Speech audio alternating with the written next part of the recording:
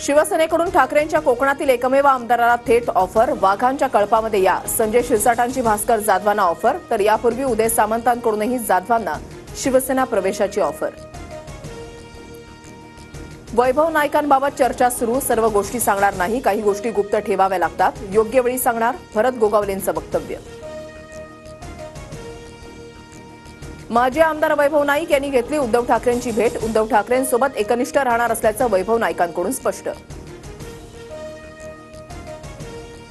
विलेपार्ले उपविभाग प्रमुख जितेंद्र जनावळेंचा ठाकरे गटाला रामराम। साहेब मला माफ करा, जितेंद्र जनावळेंचं उद्धव ठाकरेंना पत्र। जितेंद्र जनावळे 20 तारखेला शिवसेनेत प्रवेश करणार। धनंजय मुंडेंच्या राजीनाम्यावरून अजितदादांनी हात झटकले। नैतिकतेच्या मुद्द्यावर राजीनामा का नाही, हा प्रश्न धनंजय मुंडेंनाच विचारा। अजितदादांचं भाष्य, तर राजीनामा द्यायचा की नाही हे आता मंत्री ठरवणार का, दमानी यांचा सवाल। अजितदादा पक्षाचे प्रमुख, त्यांनी ठरवलं तर एका मिनिटामध्ये धनंजय मुंडेंचा राजीनामा होईल। इतके ठोस पुरावे असताना मुंडेंना बडतर्फ करायला हवं, अंबादास दानवेंचा निशाणा।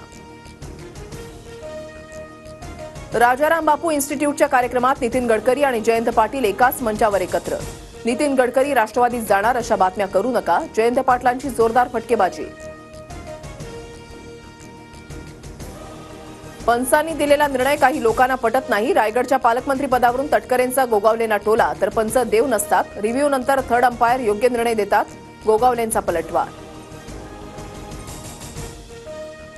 सांगोल्यामधल्या शासकीय कार्यक्रमात महाविकास आघाडीचे नेते खुर्च्यांसाठी तात्कळले। चूक लक्षात येताच विखे पाटलांकडून धैर्यशील मोहिते पाटील आणि बाबासाहेब देशमुखांसाठी खुर्च्यांची व्यवस्था।